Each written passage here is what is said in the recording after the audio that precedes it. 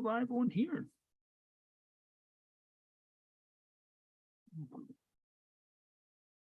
Ladies and gentlemen, welcome to the Happy Hour podcast. Of course, this is Ray. Psycrotes is back with me this week, and this is the first time we've seen Psycrotes since we had Jess Boots on.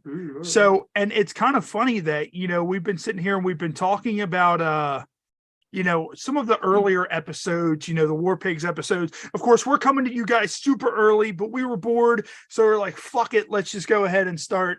And we're wrestlers and we actually start early. Yeah. like normally wrestling shows, and we brought this up before, normally wrestling shows start super, super late. However, this show, we always start super, super early. If there's one thing you can say about us, we're punctual. Yes, we are very punctual, but of course we're right here on YouTube Live, so we're going to be just kind of kicking in and killing it, talking about all kinds of crazy shit until our guest Bill Hillman joins us, probably closer to about 8 o'clock or so. But no, we were talking about when we started off doing, the War Pigs episodes, and we said how much we miss blood. Like, because when we would do stuff like this, it would be absolutely insane how drunk blood would be before we would start. The way you said that, the people that don't know are going to think he's dead. No, it's like much like how everybody has jumped the gun with Twitter, and they're like, "Rest in peace, Twitter." We have been alive to see Twitter die. Meanwhile, they're posting it on Twitter. You said that blood was drunk. Man, I don't remember blood ever being drunk. Oh, blood being drunk is an understatement. Well, like that's I said before. He was so drunk that Mike Blair called him out in the chat. Yeah, and Mike Blair was like, "You need to slow down a little bit." Yeah, you probably can slow down a little bit. But no, he wasn't molesting anybody that night. Yeah, well, you got to watch the terminology with that. But no, blood gets very handsy when he's drunk. You know what Jim's quote about that was? Don't you? What was that? He told Goatee one time. He said, "I love Blood. He's a great guy, but when he gets drunk, he turns a little gay." And I'll agree with that, because I think anybody who knows Blood, myself, you, Matty Paul, Mike Blair, Blood has fondled every single one of us when he's gotten drunk, and he'll look at us and he'll be like, "Fuck you, Ray." The best of like that's the you whole fucking there. The night that I met she who shall not be named. She who shall not be named. We're talking. Me and her are talking as we just met, and Blood just like reaching over, he kept grabbing her hand. Yeah, and he's like stroking her hand, and she's like, "Oh, you're really sweet." I was like, "No, he's just drunk. He's just completely drunk." Yeah. It's like blood. Go lay down. Yeah. Okay, it's like he's a dog when he's drunk. It's like blood. There was a midget sit there. down. I was able to get him distracted because there was a midget there, dressed as Freddy Krueger, giving a guy a lap dance. Wait. She's dressed as Freddy. Was it Halloween? Okay, I was Halloween. Halloween party. Remember, supposed to be a hustler. Yes. And you got something. Yes. You go. The dog got it. That's right. Yes. So I can blame me for me meeting her, because if it would have been a hustler, it wouldn't have happened. So when she was Freddy Krueger, did she have like her face all done up like Freddy too, or was she just wearing like a Freddy outfit? She just had like the sweater and the hair, the cloth. Okay. The hat, Okay. So she was pretty much like Freddy if Freddy were to kill a midget in a movie. Like that's the form Freddy would have taken. Vader and mini mankind. Yeah. She was mini Freddy Krueger, but no, you couldn't have a mini Alex Lunar because he's already he's already short. But it's the kind of thing that like Blood, when he would get, like, we were talking about, what was it, War Pigs 2, I think it was right here in the basement, because we did War Pigs 2 and 3, I think. No, 1 and 3 was just you, me, and him, because 4 was at the school. Yeah. So 3 was the one where it was just you, me, and him when he was really drunk. Yeah, he drank 10 beers. So 3. And before we started, Blood drank 10 beers, and he was. And that was hot oxycodone that night, because I fucked my neck up and I had to go to the hospital. And like the night before, I was in the hospital, and they're fucking stingy with opioids now because of the epidemic. Oh yeah, I had to sit in the emergency room for like 7 hours. 18 Percocets. Jesus Christ! I was like, "You sons of bitches." And it's funny because it's like the people that actually need them now can't get them. Yeah, the people who don't need them can't get them. But however, the people who don't need them somehow have limited access to those kind of drugs. It's kind of amazing how that works. Like, but we also live in a country where we should have free health care, but we don't. But also, this isn't that kind of podcast, so we're gonna do disabled. yeah. Psycrotes is mentally and physically disabled. For physically disabled, that means his dick doesn't work anymore. So he's like, whoa, wait a minute, where did that come from? I am 41, but it doesn't work like it did 20 years ago, but it still works. Just because I got to beat it for an extra 7 minutes. They put me on a Fexer, which is like an antidepressant. A Fexer? Yeah. Like that sounds like a fucking like superhero villain that like makes you like that has some sort of effect on you. Like he's a Fexer. Like when a Fexer is near you, like there's some sort of effect that happens. They put me on it. It's like an antidepressant, basically.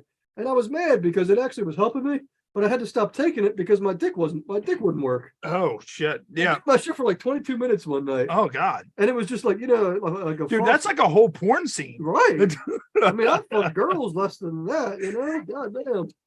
I mean, you get 150 for 30 minutes. Yeah. You gotta get your full 30 minutes in. Psycrotes is like, look, I take every second, all right? Every penny, every penny counts, so every second counts. That's the way this is gonna work. I told girls, like I'm part Jewish, so we're gonna get this whole section in. I'm 1 in 198 Jewish, all right? Look. That's a good ancestry. What is it? What is the thing called? The ancestry test? Oh yeah, I know what you're talking about. Years ago. Yeah, I don't know what it's called. Yeah, but but no. For all the people out there, I did mention this at the top of the show.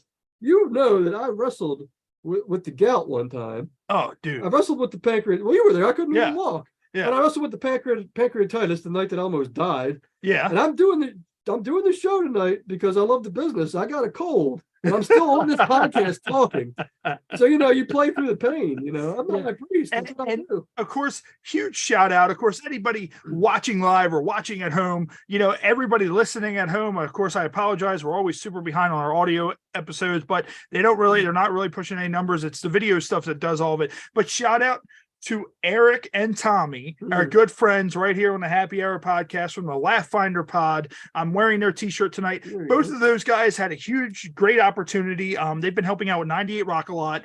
And last night and tonight, they both got to open the dual show for JSS Uncensored, which for those of you who aren't local is pretty much our local rock radio, DJs that are huge, probably the best rock channel in the United States, and they're doing a show called Uncensored where they're doing all kinds of crazy stuff. So I believe Eric opened last night, Tommy opened tonight. So shout out to those guys. We love having them on the show. It's always for the record. Eric's the funniest guy we've had on the show. Oh, We've had a lot of people, but Eric is hands down the funniest. Eric is fucking hilarious. Like I love Eric, and like I love Tommy just as much, but Eric has that really fucked up like I think Eric, like when we have him on, he's as equally as fucked up as we are. Just and that says a lot. So and of course we have a lot, and of course we have Tom Nutty, who was a great addition to this show as well. He took the spot of Mike. That was his real name, Tom Nutty. Yes, his real last name is Nutty. That is a great last name. But no, it's funny because he took the spot for Mike because Mike couldn't, he couldn't fulfill his obligations for the show anymore, and that's fine. He's still one of my best friends. I still love the guy to death. But Tom Nutty, he would always comment in that he was a fan of Laugh Finder, and then I was on Laugh Finder. He discovered our show from that, and he would always comment in the thread. So I saw that Tom had his own podcast, the Smoke Break podcast. You know how I am. Like if someone goes, "Hey, I have another podcast. Can I be a guest?" Like I don't really like giving other podcast, like I don't really believe in a podcaster or interviewing a podcaster, especially like it'd be different if we interviewed Rogan, because that's Rogan, Jericho or Jericho. But like someone that has a small local podcast like mine, like it's not like, not saying it won't push numbers or anything like that, but I feel like them being a guest won't help them. However, I always extend out, do you want to co-host? Because if we have like a Natasha Nice or something like that on, not only does that give us a huge rub, but it gives that person a huge rub as well, because thousands and thousands and thousands of people are now seeing this person. So that's pretty much what I did with Tom. I was like, hey, if you want to come on as a guest co-host, you're a fan of the show, so you know what to expect. And literally he came on, it was me, him, and Matt Matt one night and it clicked and we all vibed. We have that chemistry. And I mean, that's the thing. Like, you know, me and you, we have a certain kind of chemistry. It's different from everybody else. Me and Matt have a certain chemistry. Me and Tom have a certain chemistry. Even when Blood's here, we all like have that chemistry on how we know how to talk to each other and what to expect. Like we know exactly like what, like Matt knows. It's like having chemistry with guys in the ring. Yeah. Oh yeah. Like Matt knows the things that I'm thinking before I say them. Like he knows when I'm about to ask a really fucked up question. So, but one of the things that I do want to talk about is there is somebody that we have that follows us on Facebook and Twitter and Instagram and all that. And he's actually a friend of yours. I was just and his his name online is Fondle Mysek, which if you spell it out phonetically is Fondle Mysak. So, of course, I've been going through, now that we're verified on Twitter, be prepared for Twitter 2.0. We're going to be talking about Twitter and Elon's Twitter tomorrow night with Carmen Valentina. So make sure you tune in. Of course, this is a part of our double shot weekend. We're going to have these every so often because honestly, our guest demand is so high right now. We're so over. Yeah. Our guest demand is so high right now. It is hard for us to get people on. So we're going to try to add one extra episode, which makes it 5 episodes a month instead of our normal 4 to try to push more people through. We run more shows than AEW. Yeah. And I mean, that's the thing. But no, so pretty much what I've been doing is now, since we're verified on Twitter, you know, we can now post 10-minute clips. So I've been posting a lot of current, older episodes, whatever, down in the 10-minute clips for social media only. I gotta, of course, for those of you on TikTok, you know, we gotta, you know, get a little bit more intertwined with that. I have been posting more content on that. But anyways, I posted stuff from the D Wallace episode and Fondle commented on that. And he was like, hey, you should ask Psycrotes about the story when we were in Mount Carmel, which Mount Carmel is a Catholic high school. Right down the street from here. Yeah, right down the street from my house. And the videotape. And I was like, wait a minute. So hold on. So Psycrotes got in my car and I brought that up. So I wanted to shout him out and have Psycrotes tell that story because I can't believe I haven't. We've been doing this for 2.5 years. That's the first I've ever heard of it. So so for the basis of the story, Mr. Fondle, we'll just call him Dave. Yeah, because that might happen to be his name. So anyway, Dave Mysak. That's what we're gonna call it. Swear to God, Joe. That's an inside joke. Anyway, when we had our backyard fed, BMW, Brutal Maryland Wrestling. Okay. We had a fella. Let me tell you, that's the most creative backyard wrestling name I've ever heard. Brutal Backyard Wrestling. Brutal Maryland. Oh, Brutal Maryland Wrestling. BMW, like the car. Okay. I thought it would be funny if we would call BMW like the car, but it's Brutal Maryland Wrestling. I also had an interstate title, and the reason for that was I was trying to come up with like a secondary belt, you know? Yeah. I didn't want to do a television or, you know, US. Yeah, that makes sense. Like, interstate title makes sense. I was listening to Interstate Love Song from Stone Temple Pilots. Okay. I was like, we should have interstate title. And they're like, but we only run shows in like one state. I was like, I don't care. We're having an interstate title. Yeah. I'm the owner. I can do that. Yeah. I could do whatever the hell I want because that's what I want to do. And this is my life, damn it. Yes. You know, if other guys tried to, you know, take over, you know, it happens, you know, wrestling. But anyway, we had a fella named Ray Chrisman was his name. Okay. And AKA the Gravedigger, AKA Propane, AKA Hollywood Ray Rue. He had a million names. But he was a special fella. Okay. Did you ever listen to the radio show, the guy Devious Doc? He used to do Yes, okay. I'm very familiar with Devious Doc. Ray called into there a few times. Okay. There was one time where he called in. And like he was like a big Undertaker mark. Okay. He was a Hogan mark too. Well, Devious Doc, didn't he used to also do like DJ and music stuff at what is it?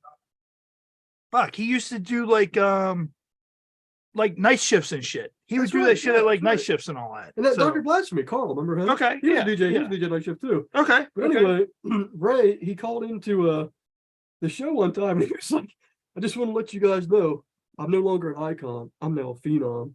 We just like, well, so Ray's a phenom now. So anyway, why was he an icon beforehand? Like, I mean, you can't claim to be an icon and then claim to be a phenom. sure you are. Like you don't know this guy. But anybody who's listening that actually knows him, we could do like a 5-hour episode just on this guy. Oh, Jesus. He's a very special individual. Very special individual. But anyway, we were doing a show, and he had pissed off DJ, our friend Dimebag DJ Green, who at the time was wrestling in our Fed as the Tiger. Okay. And that's a great ring name, the Tiger. The Tiger. With a wise. Now he get pissed because I always call him DJ the Tiger. Yeah. So if he's listening, I'm gonna fucking shout out DJ the Tiger. Anyway, there was one time, like, 'cause we were doing shows like before we actually started filming, because it was like the 90s. We didn't have video camera yet. We didn't have a phone. Yeah. We were doing a show one time, and DJ just chased him into my living room, and he's like running after him. He gets him on the ground, just starts choking and beating on him. Oh, God. He's like, DJ, what do you want, man? I'll give you money. I'll give you my computer. What do you want, man? DJ's like, I want you to die. And he's just killing him. So anyway. So pretty much right now, live on YouTube, you're describing to me a live attempted murder. Pretty like much. that's what you're the statute of limitations is expired. So this was like 1997, so we're good. Right now there's someone somewhere with a red dot on DJ, and now they're just slowly putting their gun down and just walking away. Like, So call the guy from my school and threatened to kill. That's another story. Jesus Christ. The kid this guy Nick Walters walks up to the next day. He's like, "Hey man," he's all nervous. He's like, "Hey man, you know a guy named the Tiger?" I'm like, because that's what he called. I'm the Tiger, motherfucker. He's like, I'm the Tiger. I'm gonna fucking kill you. Now he's gonna, like, I wonder if he had nightmares of tigers after that. Like he just closes his eyes. He can't go to the zoo anymore. He can't eat Frosted Flakes. Like just all that shit, because all he's thinking about is that the tiger is going to kill him. Like, you know, fucking he can't watch Winnie the Pooh because he screams in fucking sorrow when he sees Tigger. Detroit Tigers. Oh, he's at an Orioles game. They play the Tigers. He just jumps off the fucking second level. Like, yeah. But anyway, we're doing, it was like our second show we ever did. So DJ told me, he's like, you know what? I'm gonna fucking piss on him tonight. I was like, be my guest. And you know what? You know what's funny though? Like you saying something like that really isn't that strange to me, because I come from a group of fans where you're either the pissy or the pisser, and that's the way it worked. Yes. Like, you know, keep in mind we're also all like 16 at the time. Oh, yeah, so you know. yeah. So anyway, we're having the match. It was me against Fondle My Sack. And, Ray was the referee, and DJ was the cameraman. Please tell me that was his worker name, Fondle My Sack. No, actually, well, he had a few. He was Big Daddy Confederate, BDC. Okay. He came out. He get canceled nowadays because he came out with a Confederate flag. Yeah. It's a Yankees hat. So he was a Yankee Confederate. I don't know how that worked. And he was also Mountaintop Massacre. And he had a Jason mask. You pop for that. And he's a horror guy like you. Nice. So anyway, it was me against him. I think he was doing Big Daddy Confederate, and of course I was the psycho gangster. And DJ, after the match, just jumps in there, fucking starts wailing on Ray, and Ray's screaming. He's like, my mom's name. He's like, Miss Claire, help me! My mom's like in the other room. And anyway, DJ proceeds to empty his bladder on this man. So somehow the tape ended up in our school. Okay. Because I brought it in to give to Fondle. Yeah. Because he wanted to make a copy of it. Okay. And I don't know how this happened. He might have gave it to one of the girls or somebody got a hold of it. Anyway, I'm walking past the library, and like the young people aren't going to know what the hell we're talking about. But back in the day, in the school library, there was like one TV with a VCR. Well, yeah, one neutral TV with like a VCR on like the cart. Yes. So like I'm coming back. I think I wanted to take a piss because like to set the steam for you. In our school, the library was in the basement. So you got the library, and then there's like the bathroom. Right? So I'm coming out of the bathroom, and I'm going to leave because it's time to leave school. I'm walking by the library. There's like 12 people like all crowding around the TV. And I'm like wondering, like, what the hell are they watching? So I'm leaning a little bit closer and I just hear, DJ, no. And I'm just like, fuck my life. So I'm like, you know what? I'm going to put the heat on Dave. I'm going to put the heat on Fondle. He brought the tape in. Yeah. So somehow, it's been so long, I don't remember exactly. I made up a story. I tried to tell him something else. But me and Dave both got suspended for like a week. Like we both took the heat for it. Jesus Christ. And here's the sad part. This guy Ray, he was going to Overley, which is not the best school. Like there's a lot of shit that goes on there. Yeah. So he transferred to Mount Carmel for 1 year, and he got fucked with more at Mount Carmel just because of us. Then he went back to Overley for his senior year. Oh, Jesus Christ. He went back to Overley. Oh my God. So anyway, excuse me. Anyway, for the whole rest of the school. Oh, he also shit himself during one of the matches. I had him in a dragon sleeper, and he shit himself because I shot on him with a dragon sleeper. Jesus Christ. So that story came out in the middle of the class. I'm like talking to this girl Tiffany I like, and her other friend Brooks is like, "Hey Ray, remember that time you shit yourself?" So, and then, and also during that one year he went there, he got sick and he was out of school for like 2 weeks, right? Yeah. So me and this guy Brooks told everybody he was dead, and we made like a shrine. We made like a shrine on his desk, and it said like R.I.P. Gravedigger. And all shit. Jesus Christ! So, like, he came back, we were like all shocked, like holy shit, man! He's not dead. But anyway, yeah, that's the story. He got peed on. The tape somehow got wound up in our school, and the old high priest got suspended for 3 days. Jesus Christ! Thanks to you, fondle my sack, you son of a bitch. And actually, what we're going to do is our guest Bill Hillman is he's in the waiting room. So I guess what we'll do, it's exactly 7:30. So we will go ahead and admit in Bill and go ahead and rock and roll right here on YouTube Live. Yeah, he came right in at 7:30. But no, like I wanted to get that story out because he reached out to us on social media, about that, and I was like, oh man, I have to ask Psycrotes about that. Oh, I got to tell the second part now. It just came to my head. Okay, I got to tell us now. So this guy Ray, he lived right down the street from me. Okay. So there was one night where me and DJ were just chilling. And Kramer, I think Fondle was there too. And Ray calls up and he's like, "Hey man, I got my boy with you. If you guys want to come down, we'll fuck you up." I'm like, what? So DJ went to his house. And we just you and the tiger. Yeah, me and the tiger. The tiger. It's almost like The Hangover, but it's not Mike Tyson with the tiger. It's just Psycrotes and another guy. Yeah. It's like a gangster and the tiger. Psychotic and erotic, if you remember back then. So like we go in there. And Ray's grandma, because he lived with his grandparents. Okay. His grandma starts cutting a promo on us. She's like, "DJ, I don't know what you did to my boy Ray, but he shit himself." And she pulls out this fucking pants that he had shit himself in. Don't ask me why she had them, but she's like, "I'm 68 years old and I shit myself. It's not a big deal." And Ray's grandfather is there, and he's just like got his head down, like, "Oh my God, please get me out of here." So, like, she's got a promo. I was like, "You know what? I can't take this. I gotta go." She's like, I go outside. I'm waiting for DJ to come out, and I just hear like a loud bang. I'm like, "Oh my God, something happened to me."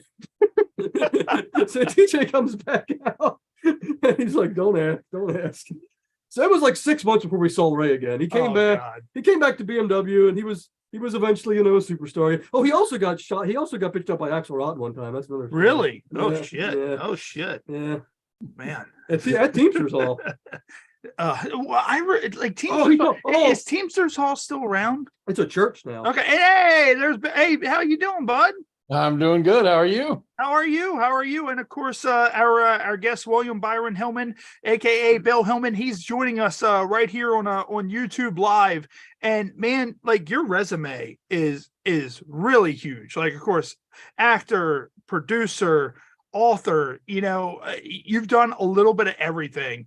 And with all that, like, do you kind of like lean to a certain side with anything? Like, is there anything you prefer more out of all that? Like, of course, myself and my co-host Psycrotes, who his vision can't, like, the screen affects his eyes a little bit, so he's kind of off camera a little bit, so the screen doesn't hurt his eyes. But both of us were pro wrestlers, so now we're doing a podcast. But it's also the kind of thing like, yeah, we're doing a podcast, but man, if we could wrestle again, we would love to be able to do that. Is there anything that out of all those you enjoyed more out of all that? The acting thing was a thing of frustration more than it was anything else. Waiting really gets boring. Yeah. And you wait more than you do anything else. So yeah. I think I'd leaned into the writing part of me has always been the gift. And when I got into directing, I fell in love with the camera. So it's fun to do. Great if you can get the work. You don't get all the work you want to get. So obviously you can write. So I'm probably more of a writer than I am anything else. And you've had a handful of screenplays. Like how many? Because I know with screenplays, people either pick them up or they don't pick them up. But and that's like, is that what the same thing with movies as it is with shows? Because I know we had John Borhaus on, and he said, he's submitted screenplays for several different things, and they either picked them up or they didn't. Now, for movies, is it the same as TV when you go to submit those? No, television's totally different than movies. Movies, you usually spec your script because they want to see the whole thing. Television, you pitch. It's an idea. It can be a thumbnail sketch that gets you the gig. Television is real frustrating because you can I developed a series for Universal. They hired me and I wrote 12 episodes of a series that wasn't produced yet. Yeah. And they pulled the plug. Wow. So you end up with 12 scripts of nothing, and you get paid, but you don't have anything on the air. So everybody looks at you and goes, where the hell have you been? You've been missing for a year. You haven't seen anybody for a year because you've been buried writing all these scripts. Yeah. It's television's frustrating. Films, same kind of frustration. It doesn't get easier, but I've sold a lot of screenplays. When you say sell, there's options, and then there's selling, and then there's the green light to get it in front of the camera. So it's a 3-stage process. Everyone says I got optioned. It's like a big deal.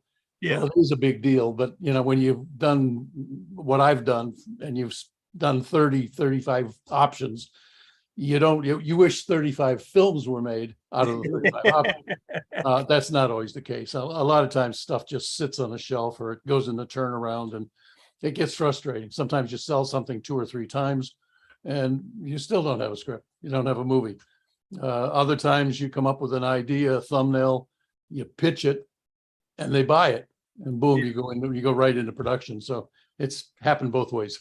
Wow. And of course, out of all the stuff that you've done, and I'm going to ask you both sides, and you don't have to name names if you don't want to, but is there anybody that you enjoyed working with more than anything else? And is there anybody that you can think of that was an absolute disaster to work with? Well, in both cases, Ronald Reagan and Rock Hudson were probably 2 of my favorite people to work with. Oh, wow. Reagan, I met totally by accident. He got me my first agent, got me my first. Yeah, we saw that in the notes. Yeah. Incredible man. And, he saved my ass. When I was shooting my first movie, he always told me, if you ever need a favor, call me. Nice. And a lot of people say that, but Ron meant it. And I got into trouble. We were shooting in 100-degree temperature. Oh, Jesus Christ. We're in this fire area, and this fire marshal comes up and says, I'm shutting you down. You don't have enough trucks up here if you started a fire, we're screwed. And I said, no, you can't shut us down. I got a water truck. And he says, I don't care if you got a water truck. You need 5 water trucks. I says, no, we're a little tiny movie. Yeah. Well, he says, I'm going to shut you down. I said, well, Ronald Reagan said, and he said, I don't give a shit what Ronald Reagan said. And I said, well, wait a second. What do you mean you don't care? He said, that little companies can come up here. He says, screw Ronald Reagan. He doesn't know anything about this. I said, well, let's call him and find out. Was Reagan president at this point? He was the governor of California. Okay. So I go over to the production trailer. My production manager is crapping in his pants because he's thinking, what are you doing? You're going to call Ronald Reagan. I called Ronald Reagan. I went through the operators crazy. Then punch 0. He says, connect me with the Capitol. I get his secretary on the phone. I said, is Ronnie available? Well, when you call him Ronnie, they assume you know him. So click, Mr. Reagan gets on the phone and he says, who's this? I says, this is Bill Hillman. He said, oh, hi, Bill. How are you? I said, I got a problem. And I got a fire marshal standing next to me who wants to shut my movie down. And you said you would always help little production companies and to call you if I ever needed help. Yeah. Just put the marshal on the phone. Guy looks at me like and then he gets on the phone. Of course, Reagan's voice you couldn't deny. And he goes, yes, sir. Yes, Governor. Yes, sir. Okay. I'll do that. And he hands me the phone. Next thing I know, I got 5 water trucks free. Fire marshal called me and he says, you're a real prick. It's good to have friends in high places. So that was Ronald Reagan's thing. As far as Hudson, he was so cool. He knew I wanted to go behind the camera because I worked 19 weeks on Ice Station Zebra. And if you watch the movie, I'm in it a blink of an eye. because I was the comedy relief. I was supposed to be the guy that goes over and steals all the uniforms and wakes everybody up. And if you ever read the book, it was a great character. They cut it all out. And Brock took me over to the Ferris Webster, who was cutting the picture. And he says, teach him everything you know about. The guy wants to make movies. And I learned how to make movies from the backside of the fence. And then I drove John Sturgis crazy. And so he hired me as a production assistant. That was my two good things. Bad things, you got to look at James Stacy. That's probably when I did Double Exposure. Everybody on the crew was on coke. that sounds like a 1980s wrestling locker room. Well, close. We had this photographer come out and he says, okay, I'm going to take a cast picture. And I have Cassell, and Cassell is standing sideways. He's literally standing like he's like the Tower of Pizza. And the photographer says, can you stand up? He says, I am standing up. He's so goosed he could, and they took the picture. And if you see Seymour Cassell, he's standing like he's off sideways. He's at a tilt, but in his eyes, he was standing straight up. James Stacy was a real pain in the butt. That's the guy who, if you don't know who Jim was, he lost an arm and a leg in a motorcycle accident. Oh shit! And he never got over that. He was a brilliant actor, but he leaned into the drugs and all the rest of the stuff. He won awards for skiing on one leg. He was in the championship of handicap world, but he couldn't accept it. And he just drowned himself. That's some talent, because I'm lucky I can stand on two legs when I've drank a little too much. Like, yeah, he was gifted, but he was also a real jerk.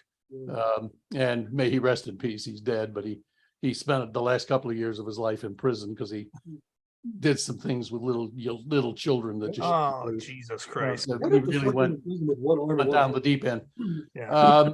Other than that, there's a few people I didn't like, and there's a few people that I had a great time with. When I made the Adventures of Ragtime, everyone told me Shelley Long was going to be a real pain in the ass. She was so fun to work with, and then we had a great cast with that thing.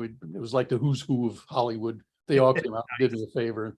That was a fun movie to make. How was it working with Gary Busey? How was that? Gary's a little on the rough side.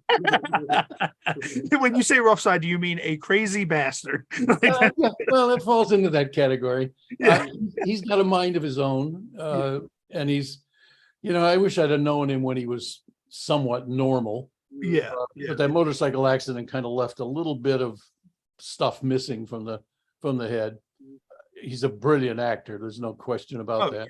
A gifted guy, but he's messed up in the head. Yeah. And that reflects on what he does and his temperament and whether he wants to get in front of the camera or sit in his and I wanted to make the comment, when you were telling me about the actor you just told us about that was missing an arm and a leg, and then you said he went to prison. Like, normally when people go to prison for stuff like that, normally you have a very rough time. Like, I can't imagine how much more of a rough time it is when you only have one arm and one leg. Like, that's got to be brutal. Well, in Jim's past, or not talking about him out of school, when you are that badly injured, they put you in what's called a hospital ward. So you're never in the main population of the prison. Gotcha. While he might have belonged over there, for considering what he did, they never put him over there. So, and he was a celebrity, so they kind of isolated him for where he would have normally been. If you or I went and did that, we'd have ended up in the main part of the prison.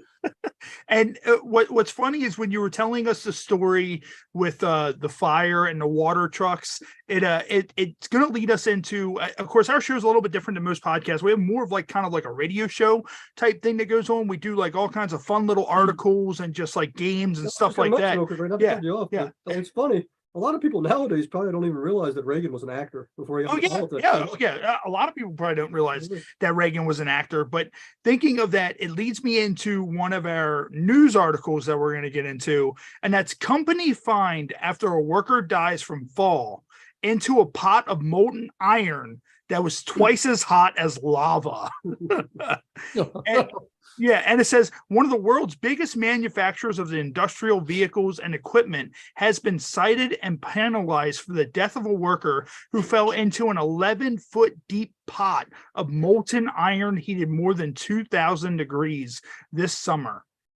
Steve Dirks, a 39-year-old employee and melting specialist at a Catepillar foundry, which produces cast iron engine components in Mapleton, Illinois, was immediately incinerated after falling into a huge tub of molten iron that was heated approximately twice the temperature of volcanic lava.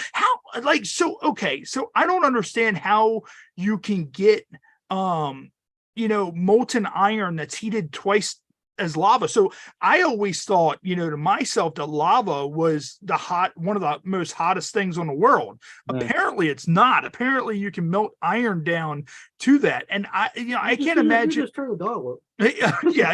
Yeah. Let's just turn the dial up on lava. But it goes to 11. Yeah, and apparently he was there for 9 days. So they've been fined for that. Like, imagine I've had some crappy jobs in my life, but imagine being the guy who has to take care of molten iron. And it's like one of those things where at any point you can just slip and fall. And it's not even the kind of thing we were talking a little bit. Have more precautions. I would imagine was he drunk? I don't know. I would imagine he would wear a harness or something. There's got to be something that would protect you from falling down into that. But that's the kind of thing of. I thought I took some bad bumps. You fall in that, and we were talking about this a little bit on the way here, that do you feel anything at that point? It's like you hit that. It's like, is it? You're gone. Yeah, for a millisecond. Yeah, and he died the way the Terminator died. They dropped that thing in molten. Hey, but what? On the bright side, his family saved money on cremation. Yeah. Well, that's the thing. When something like that happens, and of course you hear stories all the time of guys who, they're building a bridge and they'll fall into the concrete and they get stuck and they become a part of the bridge. It's the same thing with that. I guess at that point, you're not having a funeral. You don't get them cremated. At that point, do you ask for them to pour you out a little bit and you have a necklace made out of what do they pour the molten into if it's that hot? Yeah, well, it said that they were making, let's see, I think it said that they were making tractor engines. So it said up here, let's see, immediately incineration, a worker who fell into 11 heated, it said right up here what it was. I think it was iron engine components. So I guess whatever the engines go into, whether it's a tractor or whatever, just be I guess I want this tractor that has dad in it. I don't what do they pour it into? How do you pour something that's so hot into something to hold it? Yeah, that's insane. That's one of those things. You've worked on a lot of movie sets. Have you ever had anything working around that stuff? You're always alerted or alarmed of I could potentially fall and die, in this molten lava. And sure enough, that happened. Have you ever had anything, anywhere with any movies that you've worked with where you were just kind of on alert the whole time of this can go south real quick? Other than Gary Busey. Anytime you do a stunt. Okay. And I started as a stunt man. Really? Yeah, I learned the hard way. I almost killed myself. What was the most dangerous stunt you think you did? I was doing a chase. Okay. I was a pretty damn good driver, but they sent me on this little thing where you go up a hill and you're on a platform, a plateau, and it's dirt. Yeah. And they wanted me to spin the car twice and then outrun the cops and come back down the hill. Okay. But in doing so, you create this cloud of dust. Well, I went up the hill. We're going about 70 miles an hour. I'm spinning the car. We go in 2 spins and then I head back. But when you spin and this dust comes up, you lose your equilibrium of where you are on the plateau. And as I'm starting to head for the road, I realize, am I heading for the road or the cliff? Oh no. And so I slammed on my brakes, and the front wheels were like an inch away from the edge of going off the cliff. I missed the road completely. Ah, But in the spin, I did 2 1/4 spins, went right past the road and and was facing the cliff. Jesus. And I had 3 people in the car. You know, they were the actors and the actresses.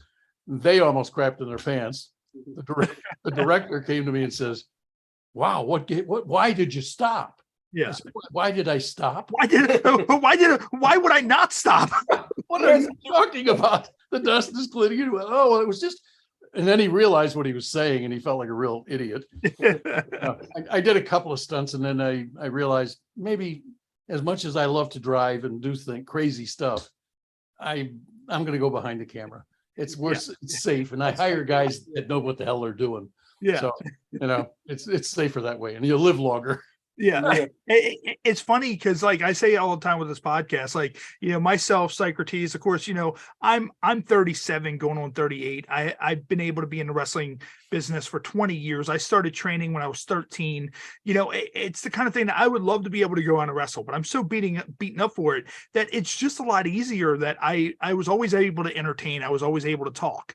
That I'm just kind of like, okay, and this whole physicality of everything, kind of like what you said, it's a lot better if I just go and I can just record and talk and still be entertaining and still kind of have that vice. Like I've always told people, wrestling is kind of like a drug addiction. Like you'll do anything to, be able to go out there and get that high in front of a live crowd. And that's why our show every week, we do it live. We don't really take a lot of notes. I'm used to pro wrestling of being out there. If you screw up, it's not like, with a movie, you can do however many takes you need. When you're in a predicament with live TV, like you got to get that right, like right there on the spot. And it's the same thing with wrestling shows. So that's why we do the show live. It tests me, it puts me to my limits. And, once you start, of course, you did the movie Quigley with the dog, with Gary Busey. How was it working with a dog? Like, is it easy? Like, I know a lot of people say, like, Dee Wallace, she was on our show, and she said, dogs are kids. They're always upstairs. Well, no, she said that the dogs were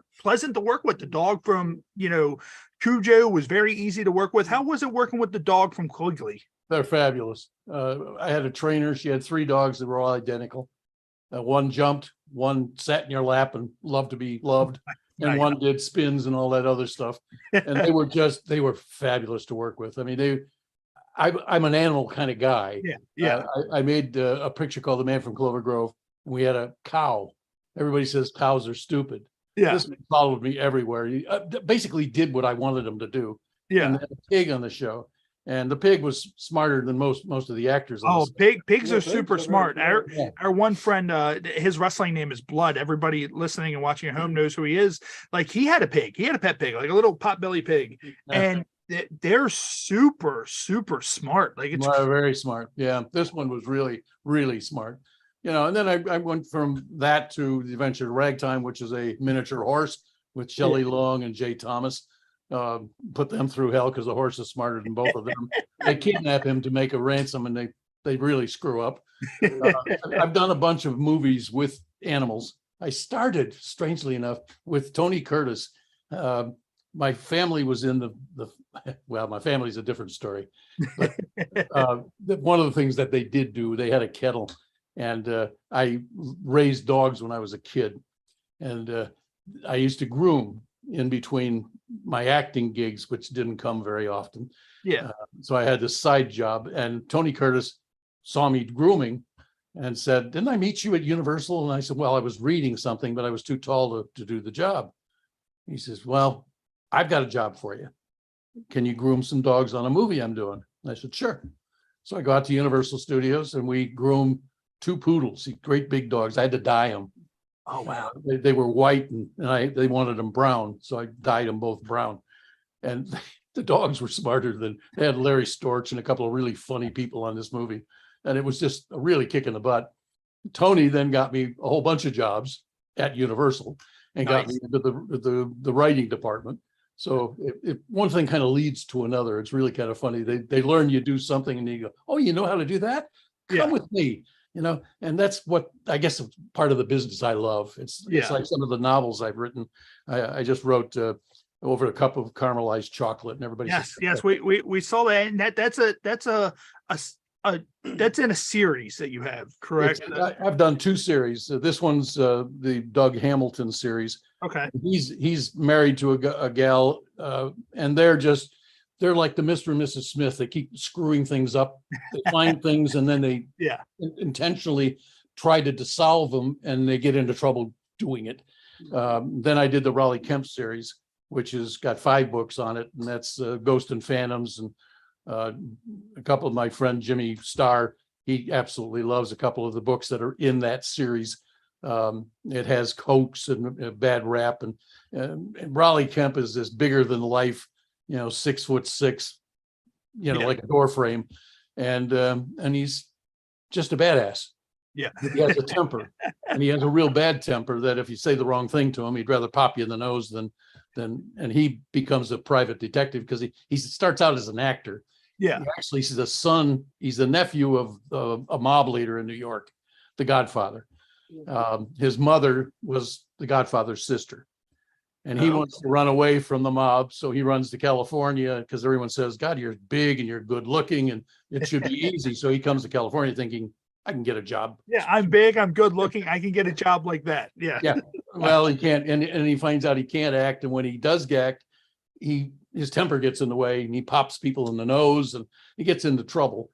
So he finds this detective by the name of Drake Fargo, and Drake Fargo puts him under his wing, and he's a special forces guy, and he's a real crazy human being. They go to work together. They team like Gary Busey crazy, or another. No. This is crazy doing really dangerous stuff and having no fear in doing it. Okay. Gary's just crazy. There's a difference, and I think Gary enjoys being crazy. Yeah. To some degree. Yeah. Inside, Gary's a really nice guy. He has 2 sides to him, and it's. When I went out to his house in Malibu, we just had a hell of a good time, and I saw a different side of him than when I worked with him on the movie set. When he's on the movie set, he likes to play games with people. Yeah, and unfortunately, it's costly when you do that. Yeah. So what is your writing process like? Because I was a writer myself, and for me, a lot of times I'd get just a title or a first couple lines in my head, and it would just kind of flow from there. Were you the kind of guy that had a lot of things planned out, or did you just put it down and just let it flow? When I write, it's just, I don't know. It's an endless thing in my head. I can sit down and just truck through a story. And I when I first started, I was bored writing, but I made a living doing it. It was kind of crazy. My wife used to say, why aren't you just writing and selling? And well, it's boring. Yeah. I love the attention. It's like an attention freak when you're in front of the camera, except when you get there, you realize I'm not working very often. I'm 6'5", which is not really kind of cool in Hollywood. Yeah. So you're kind of a taller guy. Yeah. Yeah. So when I went on an interview with Glenn Ford, and I got the gig, signed the thing because they loved my reading and that stuff. So I show up to work, and Glenn Ford walks in on the set, and he looks up at me because he's 5'6". He goes, "You're the guy that I'm going to do this scene with?" I think so, Mr. Ford. And he says, "No, we're not." And he turned to the director. He says, "He's got to go." Oh. The director says, "What do you mean he's got to go?" "No, we signed a contract." He says, "I don't give a crap about his contract. I ain't working with a giant." Oh.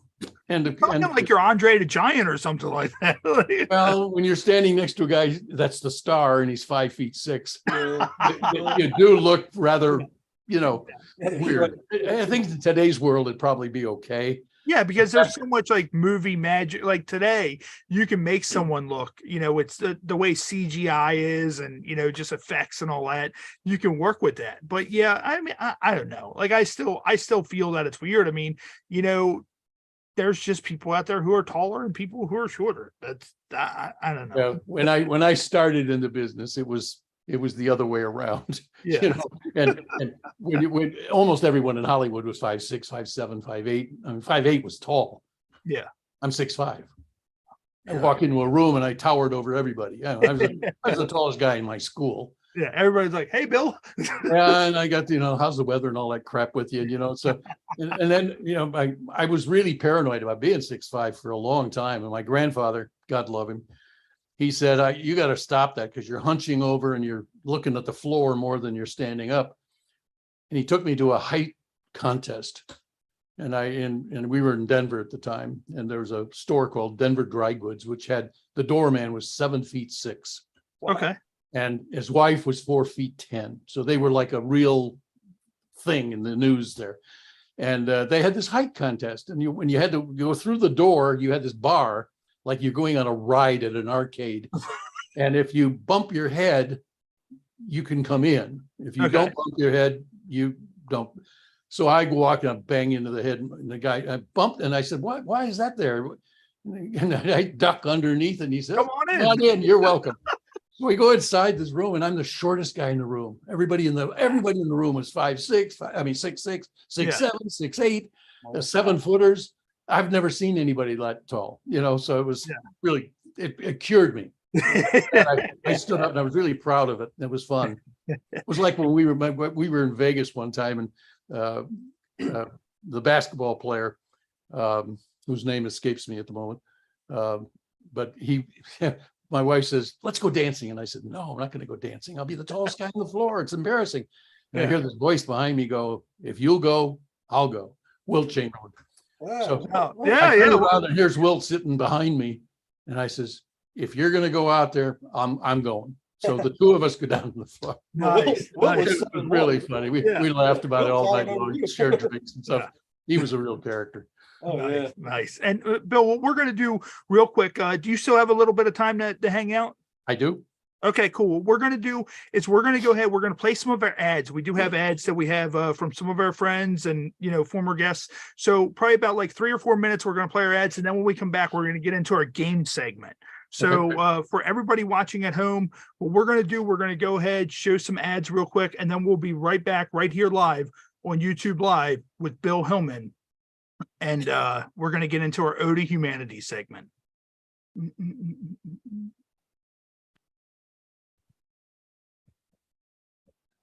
What's going on? This is Dan from Carbonstone, and you're watching the Happy Hour podcast. Hello, my name is Bubba Almany. I am a bodyguard who has been in the security industry for over a decade. My team and I offer a variety of security services that cover all aspects of security operations. We have secured some of the highest profile clients and largest events in the world. Should your situation require armed protection, we have the ability to carry in all 50 states and U.S. territories. Not only do we have the latest security equipment, we also have world-class training. We look forward to assisting all of your security needs by bringing you the finest and most dedicated security personnel available. From the Office of the President of the United States to local county and state dignitaries, my tactical dignitary protection officers are the tip of the spear in this extremely competitive industry. Let my highly trained staff protect the asset today. We can be contacted via the email and number below. Thank you.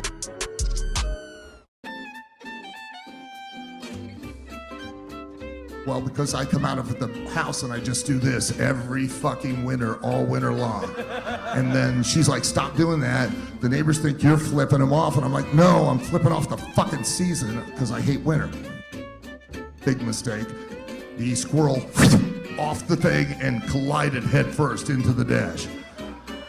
It drops on the floor, and I did not know, I swear to you, until this point in my life, I didn't know they made noise. It's on the floor, its tail's pushed out, and it's and I'm like, screaming. Point this out now, you're not supposed to judge people. I get that, all right? I understand. That's wrong. You don't make assumptions, all right? But I saw a woman last week leaving Costco with an economy-sized jar of peanut butter, getting in her car with a black lab, driving home, and I was like, I think I know her relationship status. There's a story there. Yeah. Pretty confident. I know. Don't say, "Oh, you're the one who knew what he was talking about." Yeah, you know. You don't use chunky, it makes them nip. Oh. Okay? Not that I'm talking from personal experience or anything. I just actually read this. It's true. Google it. Okay. The human anus can stretch 8 inches.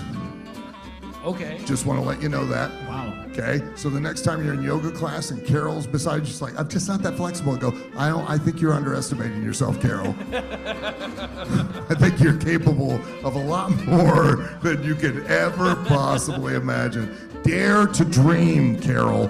Dare to dream.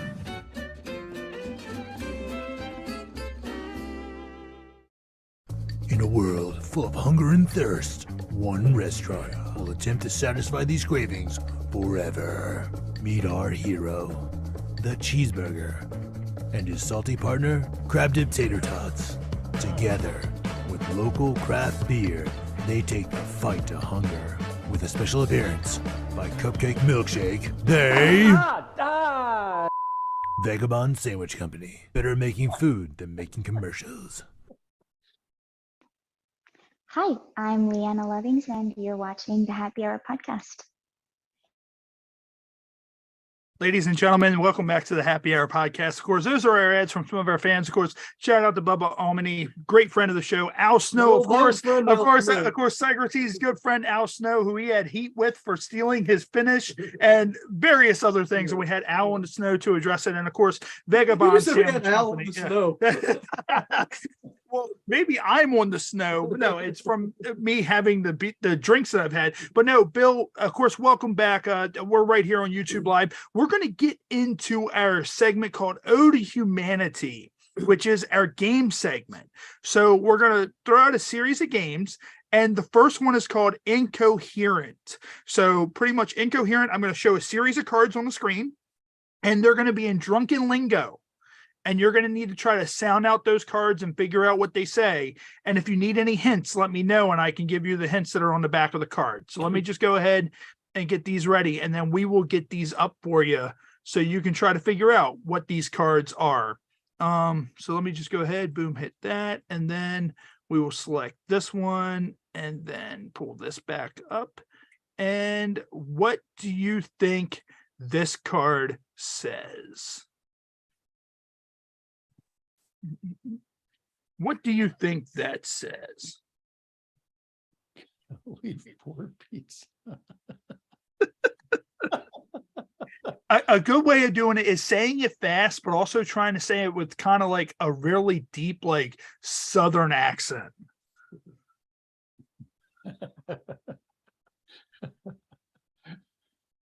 That's a good one. One of the hints is you can get it at Trader Joe's.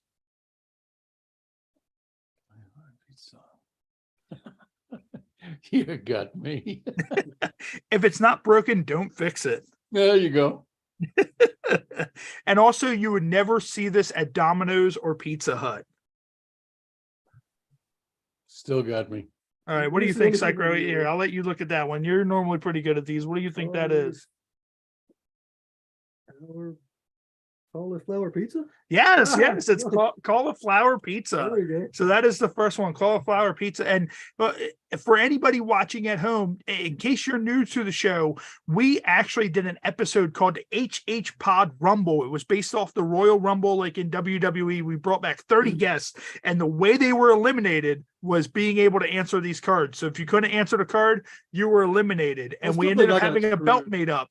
And the winner, actually, we sent them out a championship belt. So we will be doing another one in June. So we got another 2. So we're going to see if you can figure out what either one of these are. So good way to show your intelligence or lack thereof. Well, it's funny because some people get these immediately, but then some people are like, oh no. I find that, like, a lot of times if you say it fast, like, I'll hear you say it, but what's funny is you don't realize that you said it. Yeah, that was a lot.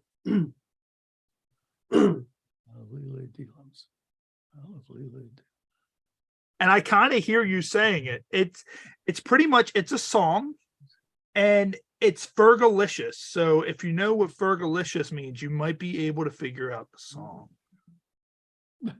I'm going to go into the I'm dumb category. I think. No, it is Fergie. Psycrotes, do you know who Fergie is? Here, I'll let you take a glance at that. What do you think that is? I was relay deal drums. Camels have these. These are good ones that nobody knows. They're All right. how It fun. is my What does this lovely mean? lady My lovely lumps. lady Yeah, lumps, yeah. okay. In the song, she's like, my That's humps, my right, humps, that's my right. humps, my lovely lady humps. Okay. All right, so there's that.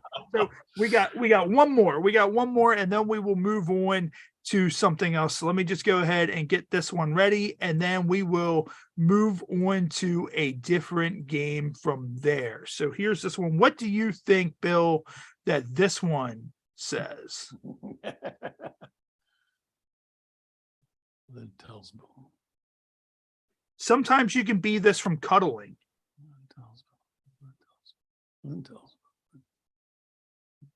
Boy, I'm really in a slow mode today.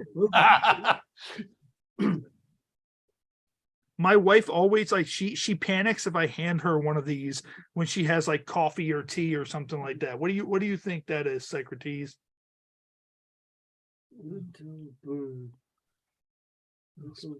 Little spoon. Yes, yes, it is There little you go. spoon. So like when you cuddle, like sometimes someone ends Little up being spoon, the there little you go, spoon. there you All go, right, there cool. you So that is our incoherent game. So what we're gonna do from there, we recently started to incorporate Never Have I Ever back into the game. So the first one is, and pretty much the way we'll do it is if you have a drink, you just take a drink. If you don't, you raise your hand. And if you feel like giving an explanation on if you've done it or not, feel more than free. But the first one is, never have I ever had someone of the same sex hit on me. Of course, I'm going to take a drink because I have had someone of the same sex hit on me before. That actually comes pretty frequently with pro wrestling or just And it wasn't me. in general. It might have been blood. What about you, Psychro? I'm trying to think, and I'm kind of embarrassed. I don't think I have. Not that I can remember, at least. Bill, have you ever, of course, you're in a lot of, you're around a lot of movies and all that. Have you ever had an instance where someone of the same sex hit on you? Multiple times. Of course. Yeah, they just say that they're like, It's like, yeah, that's just Tuesday. we love tall men. All right, so here's another one. Never have I ever had a couple of drinks and then shared confidential information related to work. My job's kind of boring, so I don't think I've ever done that because nothing significant. I could see Matt because Matt works. I've told people something about the wrestling business when I was drunk, which would have got my ass kicked 40 years ago, but now. What about you, Bill? Have you ever done that? Like had too much to drink and then revealed something from a movie or a book that you were doing? Yeah, we went out, we were all writing at Universal. We were a team of writers. We weren't supposed to share our part of the thing, and I did the end of the story. It was supposed to be the secret of the story. We went out to have a few drinks. Big mouth me. They got around to talking about it, and he turned to me and acted so fast he asked it, and I didn't even think about the answer. I just spewed it out, and then right after I said it, it was like I want to reach out and grab the words back. Yeah, it's like, oh God, no, Yeah. I can't. It caused them to have to rewrite some of the plot because I gave it away, and you weren't supposed to do that. It was a mess. Damn it, Bill. And then the last one we had, and Psycrotes, this probably, I know you've definitely done this because we talked a little bit about a story that may have had this happen before we came on. Never have I ever made a kid cried and thought it was funny. But I guess that's an age thing. Like I want to make a kid cry now and think that was funny, but I'm like, when I was younger, I've totally made people cry and thought it was hilarious. I think that kind of happens. Like at some point. What about you, Bill? Have you ever at any point, like when you were younger, made a kid cry and just thought it was hilarious? Actually, I did when I was directing a film. I had a child actor, and his mother was this hands-off person. Oh man! And the kid was really kind of a sweet little guy. And when we got done and we wrapped, I went to give him a hug. Yeah. As a gesture of what a nice job you did. And Yeah. And the moment I did, it scared the crap out of me. Started screaming and crying. Then his mother said, "What are you doing?" And her husband was standing right there, and he says, "I think he was just trying to be nice and say, Yeah. nice job you did." But the kid definitely took it the other way around. It's like, oh my God, a giant is trying to hug me. Oh, That's how I felt. Yeah. All right. So that is Never Have I Ever. So we also do on the show, have you ever heard of the game Cards Against Humanity? No. Okay, so it's a very vulgar, over-the-top game. Normally, you have a deck of cards in front of you, but we can't do that. So what we'll do is we'll read off the face card, and we do it in a roulette style. So we'll read off the face card, and then we'll give you an option of 1 through 6 to randomly answer that card. And then you get 2 other tries to answer that card. So basically, whatever answer that you like, but it's a very wild, adult-oriented game. So some of the answers you're going to be like, what the hell? So the first one is it's beginning to look a lot like blank. So 1 through 6. What do you think is a lucky number for 1 through 6? 3. 3. All right, so 3. So it's beginning to look a lot like putting dishes in the sink and hoping that nobody else deals with them. So are you satisfied with that, or do you want to choose a different number? Let's go for 2. Let's go for 2. All right, so 2. All right. It's beginning to look like slowly evaporating. Sometimes I think about that myself. I get depressed. I'm like, if I could just slowly evaporate. As this opposed be to awesome. that guy on his job quickly evaporating in the lava. Yeah, the guy fell in molten iron quickly. Yeah, he definitely thought that as he went in there.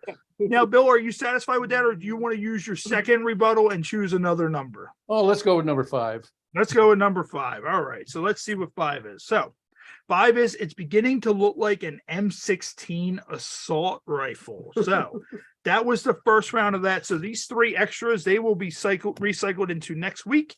And then the next card is going to be. You know, I got a good school shooting joke right now, but I won't tell. Yeah. Let's put it on YouTube. Now in bookstores, The Audacity of Blank by Barack Obama. So 1 through 6, what do you think? Let's go with number 6. Let's go with number 6. All right. So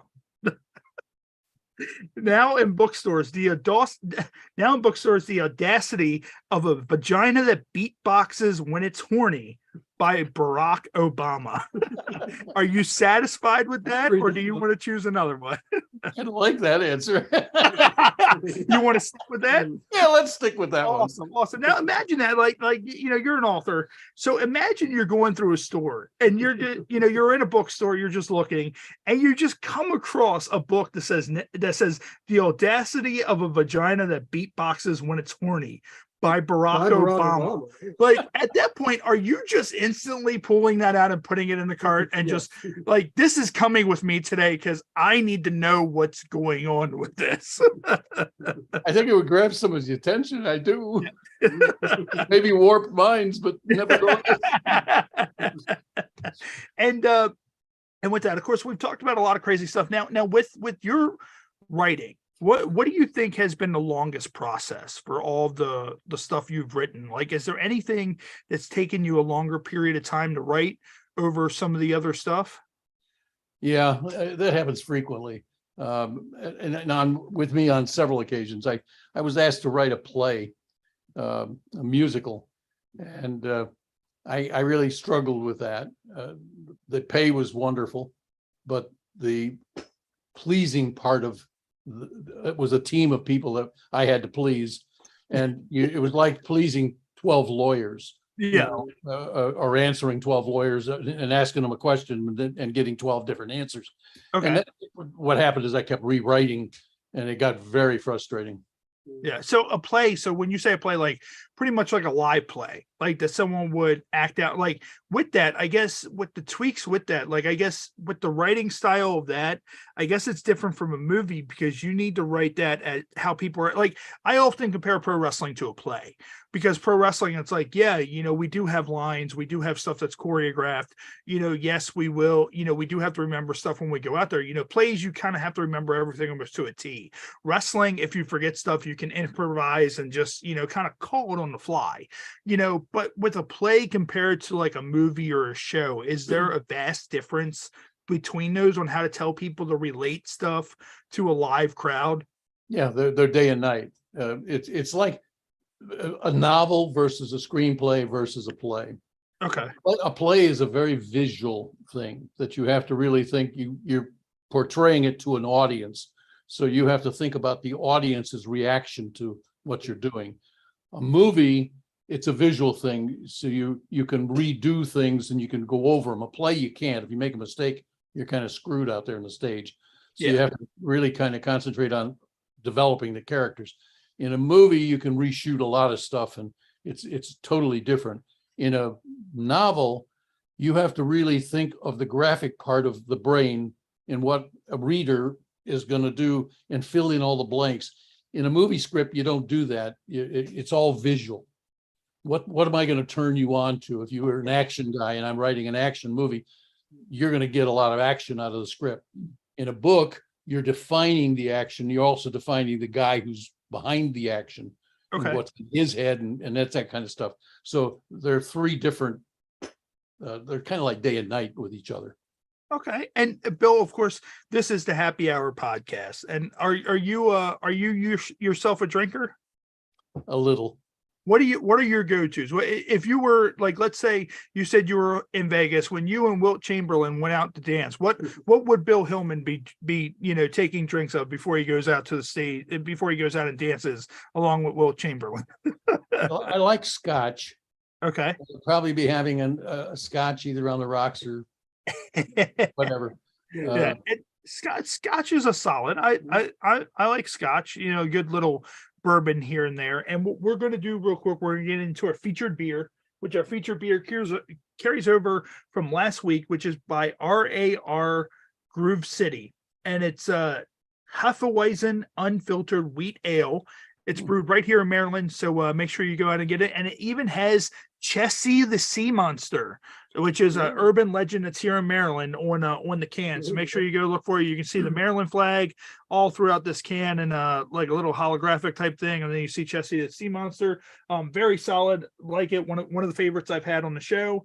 And with that, I'm going to get into our featured shot, which is George Dickel Tabasco barrel finish whiskey. So if you want to put some hair on your chest or on your balls, you're going to definitely take a shot of this. And like, I never recommend to anybody to pour Tabasco. Like someone asked me, like, so is it kind of like if you put Tabasco in a shot glass and then add whiskey to it? I would never advise that because that's pure Tabasco and you're probably going to die. I may have done doing that something. at some point. You're like, I may or may not have done that. I'm not sure. So Frank's Red Hot. yeah.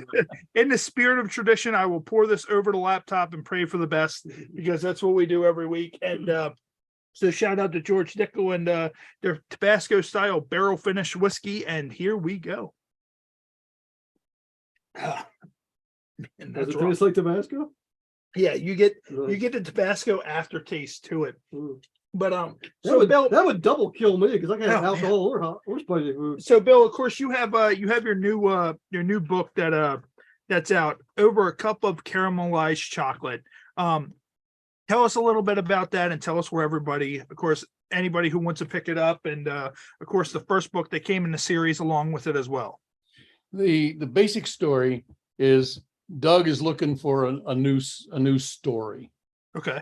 and he wants to write this. He finds a story he wants to write. It's a guy's life story, and the life story is a man became a billionaire, a multi-billionaire within a year. And how did he do it? Okay. He didn't do crypto and he didn't do stocks and bonds. How did he become a multi-billionaire in a year, 1 year? And Doug says, that's the story. I want to write that story. So he goes and he meets the guy, and the guy says, I'm not going to tell you my story. I have a mystery. Since you write mystery novels, Yeah. you can solve my mystery. And if you solve it, I'll tell you how I got rich.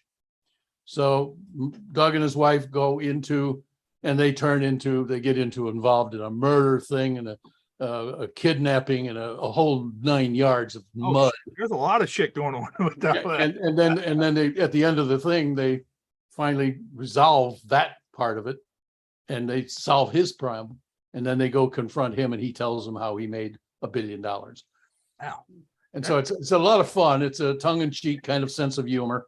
It's a husband and wife with twin babies and a dog, and the dog and the kids are really part of the novel. Okay. So we have the family, and then we have the crime, and the mixture, and we rotate back and forth chapter after chapter where they're at. They're little, and he's wildly in love with her. She's a eye candy, 6-foot, beautiful girl. So they have this real romantic flavor for each other. Yeah. Throughout the whole book, and their parents, and they're always trying to find a sneaky way to make love, and they get caught with the kids, and it's that kind of personal humor. But then they get into this really serious crime, and it becomes a real serious crime. Have you ever thought of adapting those novels into a show or into a movie? Because just hearing that little bit of description you have, I was like, man, that would make for like a good, like, you know, Netflix show, because it's like you got the tongue-in-cheek humor, then you also have like this brutal crime that's like going on all at the same time. But then you also have this guy that's rich, and he's like, hey, if you figure this out, I'll tell you how I got rich. So you have so many different things going on to where it can drop off and pick up, you know, in different situations, to where, you know, people are just kind of like, oh man, and it keeps people engaged the whole time. I hope it becomes a movie. That would be a nice goal of ours. There is one of my books in the Raleigh Kemp series that's been developed into a script. That's Ghost and Phantoms is the name of the book. Okay. Ghost and Phantoms is the beginning of Raleigh's story of how he went from being a wannabe actor to a troublemaker to running away from the mob, and the mob follows him throughout the whole series. Okay, so it's kind of the thing that where like they're kind of always there. Like you may like is it like one of those things where like they're always there and you kind of forget that they're there, but then at some point something comes up and you're like, oh yeah, that's right, the mob's still out there, you know, waiting for him. Well, it's a little more complicated than that, because he gets into situations that involve the family. Okay. The family's coming to him. Now, he doesn't want anything to do with his uncle, but things happen where he gets involved whether he wants to or not. And sometimes he's forced into situations. I grew up in that kind of a family, by the way. My dad worked. Really? My dad worked for Al Capone. Oh, wow. Really?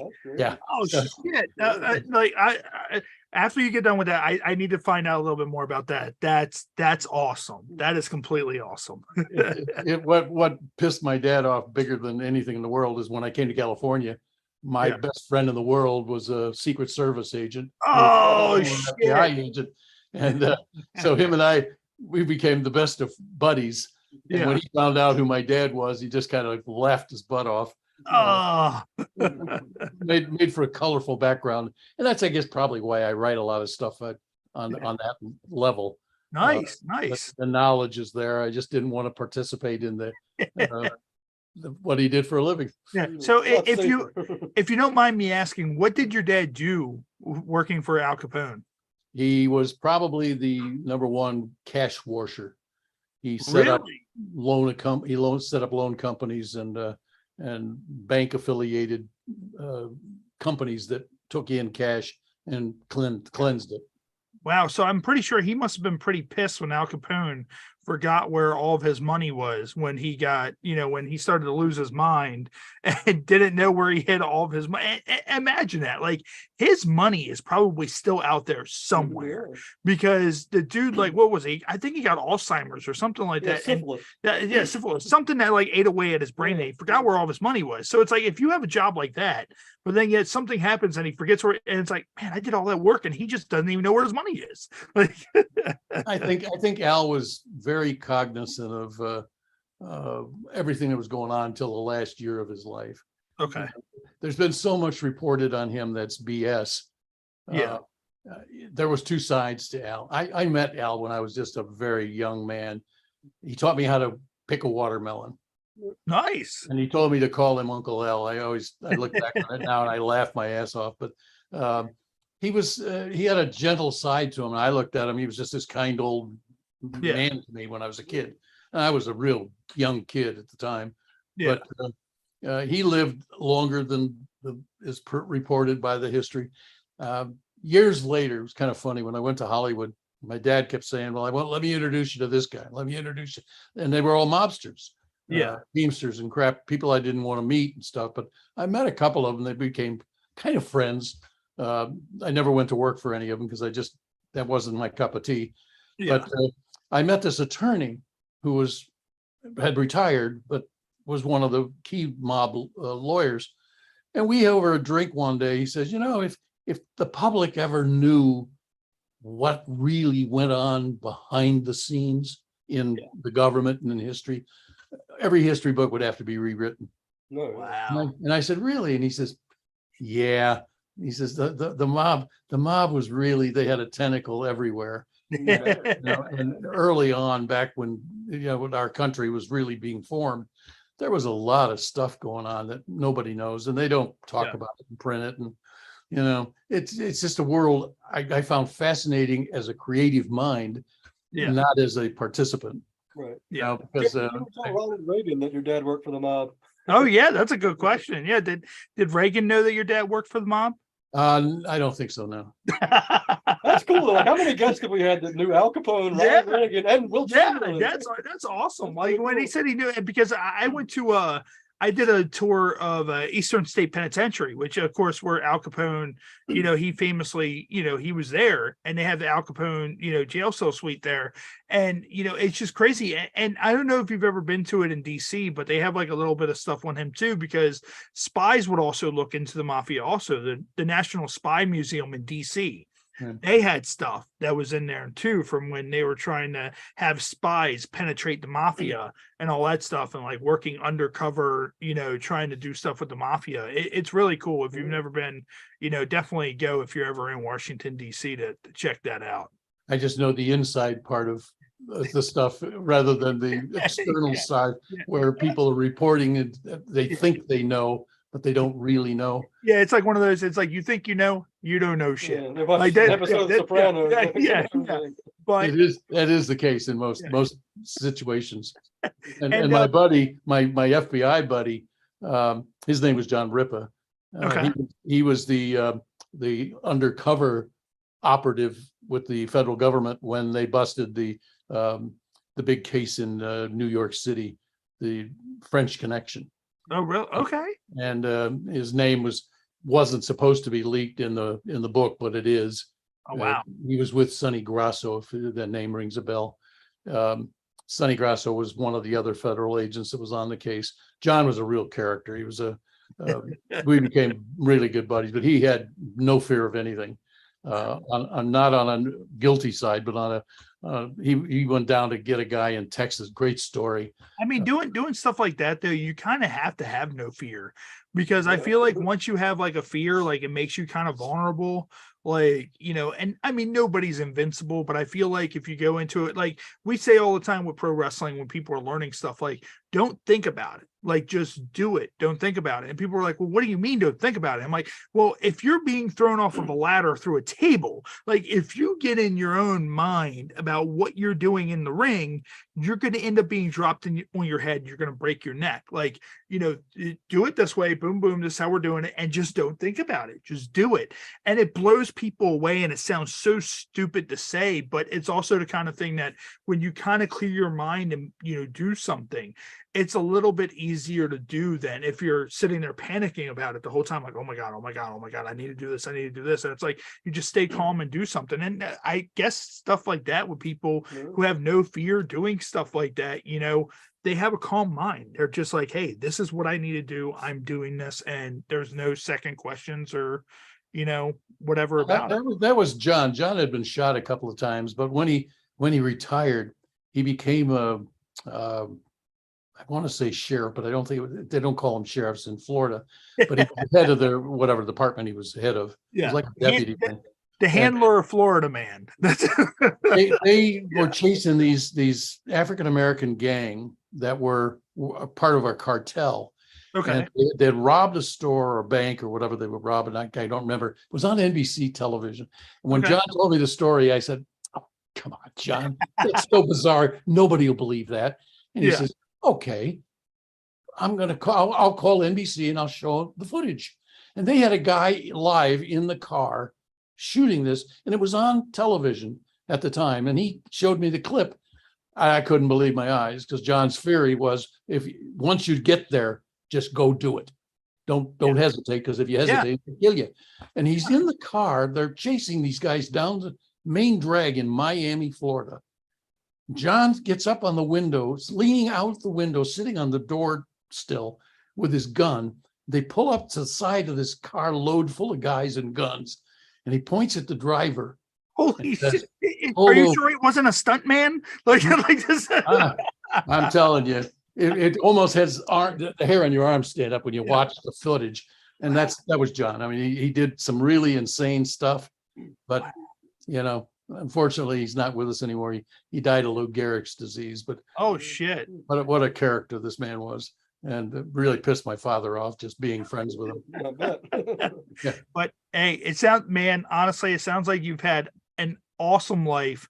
You've done a lot of cool shit. I didn't even know about the mafia or the mob stuff until you told me about it. That's super awesome. Like, you've got to experience a lot of cool things. You've got the right. Yeah, you've got to direct, you've got to act, you got to do stunt stuff. Like, man, and Bill, what we're going to do, we're going to let you go ahead and get ready to get out of here. We're probably going to hang around another half an hour or so on YouTube Live. And Bill, before you go, will we just be able to have you do a plug for us real quick? Awesome. So what I'm going to do is I'm going to go ahead and pin this real quick. And if you can just say, hey, this is Bill Hillman, and you're watching the Happy Hour podcast, we use it on all of our social media stuff. Anytime you're ready, we'll rock and roll. Okay. Well, this is Bill, and I am so thrilled to be part of the Happy Hour podcast. It's been it's been fun with you guys. I enjoyed every minute of it. Awesome. Thanks, Bill. We appreciate it. And of course, before we let you go, where can everybody find you? If they want to connect with you online, find any of your stuff, where can everybody find you at online?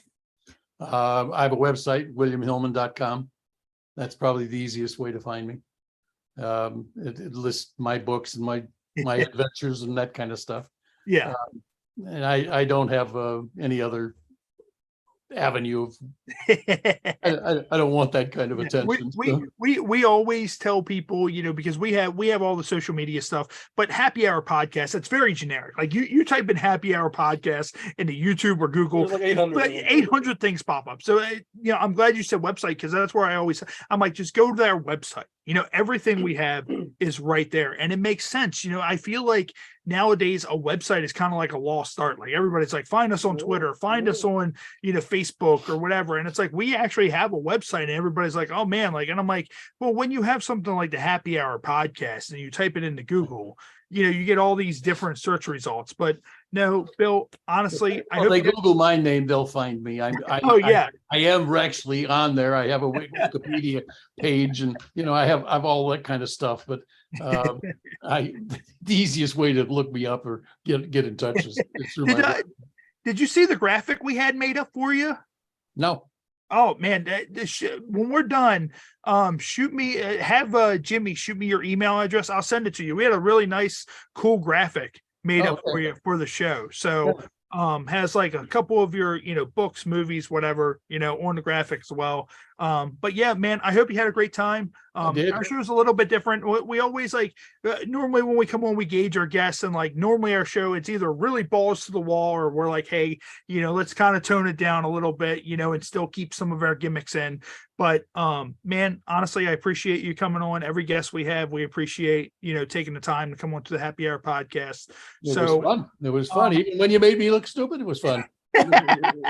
What I'll do is I'll reach out to Jimmy and Eileen, and we always like to try to send out our guests a shirt or some sort of merchandise for being on the show as a thank you. So it may not be right away. We're a little backed up with all that stuff, but we'll definitely reach out to them to get something out to you in the future, even if it's a pint glass or a mug or something like that, just as a thank you. So whatever, I appreciate it. It's great. I had fun. It was fun. Awesome, Bill. Anytime you want to come on, or if you have anything at all you want us to plug for you, you saw we did the little ad thing or whatever, let us know and we'll definitely run it for you. Did they tell you we have a film coming out called Purgatorium? No, I did not see that. that should be coming out in the next, I don't know, 3-4 weeks. Awesome. If you have a trailer for it, shoot it our way. I'll play it in our little breaks. Okay, I'll have Jimmy send you one. He has it. Okay. Yeah, ready. definitely have to shoot it over. And we're just finishing a film called Get Her. Okay. Half of that's in the can, and we're not going to shoot the other half. There's a story behind that. It wasn't meant to be a joke. It was just, we went out to shoot a pilot to raise money to make a movie. Yeah. And we overshot the pilot, and we got it all together and looked at it and went, damn, we got half the movie. And we showed it to a distributor, and he says, yeah, you have half a movie. So now you need to finish it.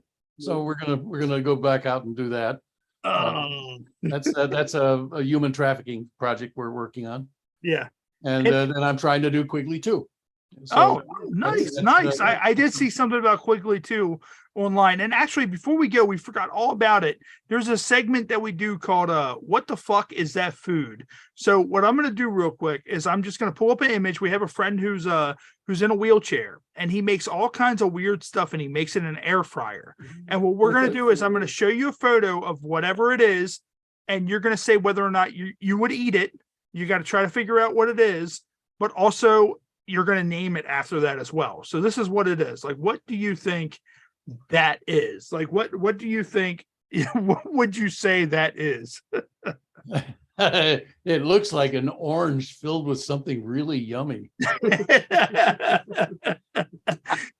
Like, actually, like, and I mean, what it actually is it's 2 pepperoni Pringles pizza pepperoni Pringles with squirt cheese in the middle. I got it. I see it.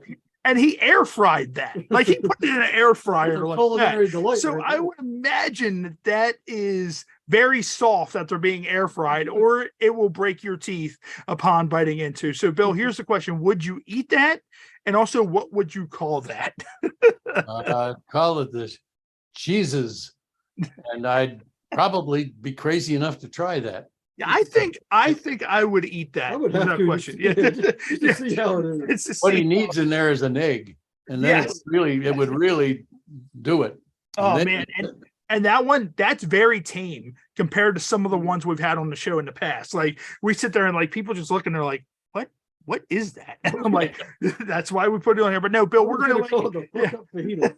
we're gonna go ahead and let you get out of here, man. I Okay. appreciate it. I know it's 8:40 on Saturday night, so we're gonna let you get out of here. Thanks again for being on the Happy Hour podcast, and we'll definitely be in touch, man.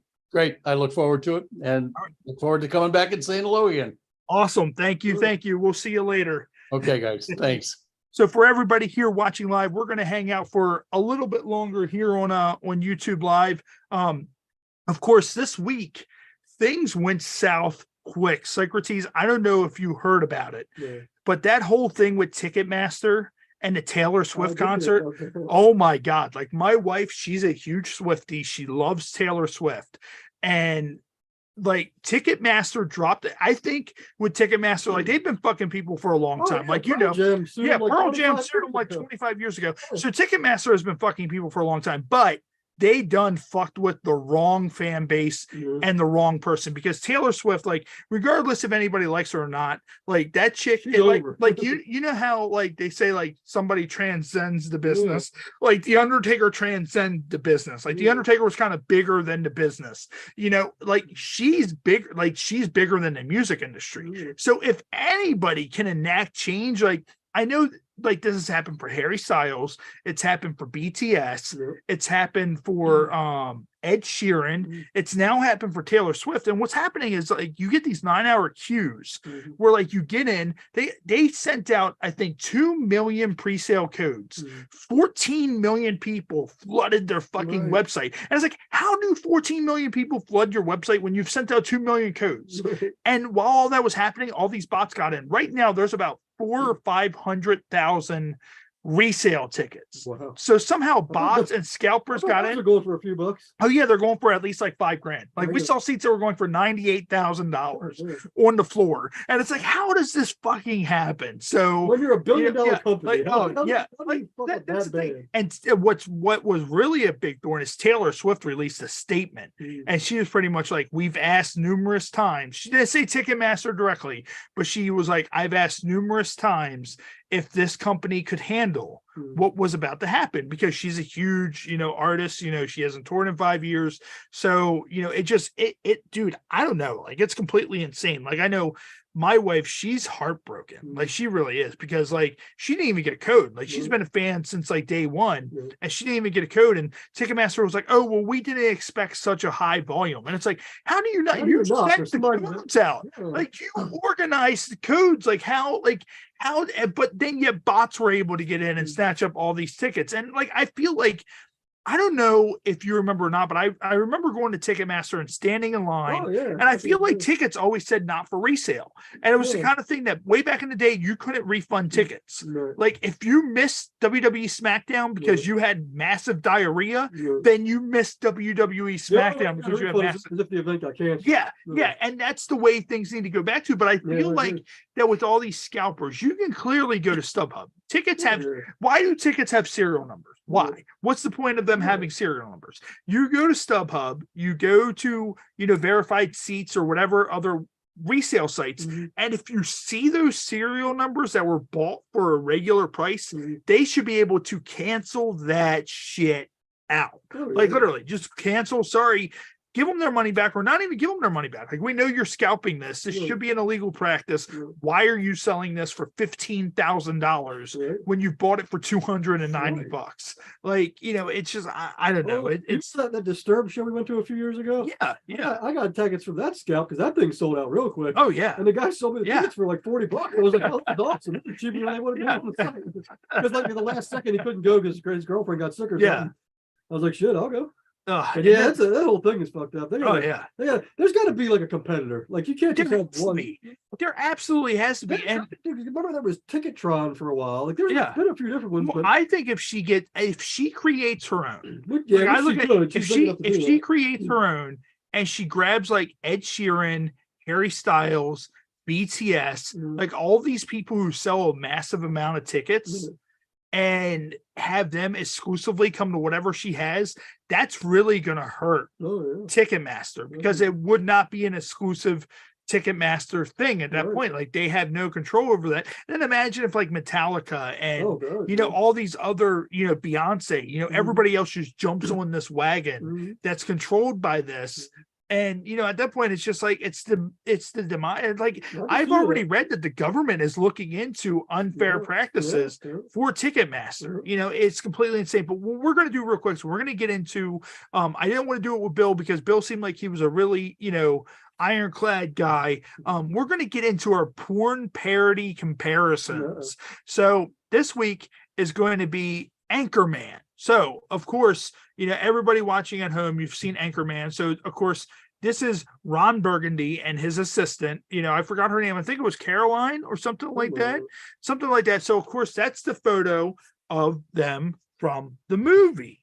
And then, of course, in good old-fashioned porn parody style, that is them in the porn parody. And I feel like that is a great, striking resemblance of them. Of course, Christina Applegate plays in the regular movie and Will Ferrell in the other one. But I feel like Christina Applegate has nothing on the girl that's in this. But that's our porn parody comparison. It's pretty funny. Oh yeah. Did you hear she has like ALS or some shit now?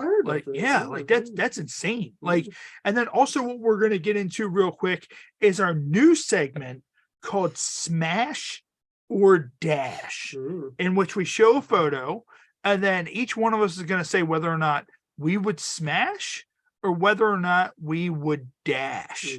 So this week's Smash or Dash is going to be this. So let me just go ahead and hit full screen. So Psycrotes, if you see that right there, of course, it is some weird elf troll looking woman with gray hair. Of course, last week we had like some woman who looked like a junkie, and I was like, she looks a little bit like Jim Morrison. I would smash. So, Psycrotes, seeing this right here, would you smash or would you dash? Can you turn the computer a little bit? Yeah. Let me just turn that just a little bit that way. I'm kind of scared looking at that. So I might have to dash because that thing might bite my dick off. Legitimately. I mean, with that, like, I look at it and like there's fear there. Like this is some sort of weird like troll witch, like some sort of like 2 foot tall troll witch, whatever. She has that weird little like split fork thing in her hand, which I feel like she would stab you in the dick with if you don't smash her. So you're saying you would smash? I don't know though. Like, can you smash? Because I mean, if she's like only like a foot tall or 2 foot tall, like how far can you, go into her at that point? She wouldn't have to give you a blowjob. Yeah. I mean, but I feel like I don't know. Like, I like short girls, but not that short. Yeah, like I think I'm gonna go with smash because I feel like that little like stick thing she has, like she would kind of like massage like your shaft and your balls. I love that analytical you are about with this. That, like little stick thing that she has. You put a lot of thought into this. And what we're gonna do? Don't lie, Ray. You start off with this thing. Yes, I will. I will. When we're done, I'm going to. I'm actually, people don't see it right now. I'm jerking off of my mind right now. Like that. Ray would smash, and I would high priest. Yeah, the high priest would dash. And what we're going to do is, before we go, we're going to get into one last drunken news article, and this one is why Judge Judy thinks former neighbor Justin Bieber is scared to death of her. I think I heard about this. Yeah, it says many are scared, understandably, of Judge Judy, especially if they stood trial in her courtroom. However, one person I never expected to learn was terrified of the judge is pop superstar Justin Bieber. Yes, you read that name correctly. Turns out the two were neighbors for a while, and after a stern interaction with the judge, the Biebs is apparently scared to death of Judge Judy. According to Judy Schindlin herself, during an interview with Access, Schindlin explained that in 2014, following Bieber's DUI, she gave her neighbor a stern talking to. This apparently led to him having people go out of their way to make sure she wasn't around when he left his house. The judge said, he's scared to death of me. There was a period of time where he grew up when he was foolish and doing foolish things. And so I must have said something about it. And then I understood that he was paying the front door people to let them know when I was there, coming and going, so he wouldn't have to bump into me.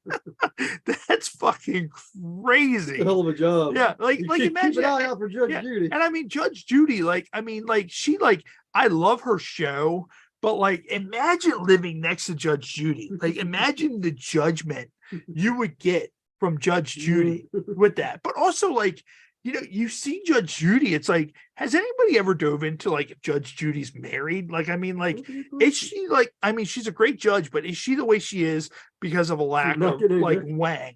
Like, I mean, or she might be lesbian too. Like, I mean, I should know that. Judge Judy, smash or dash. I would smash Judge Judy because I feel like Judge Judy, if you don't, she might put you in jail. Well, no, like I feel like Judge Judy knows what she wants as a woman.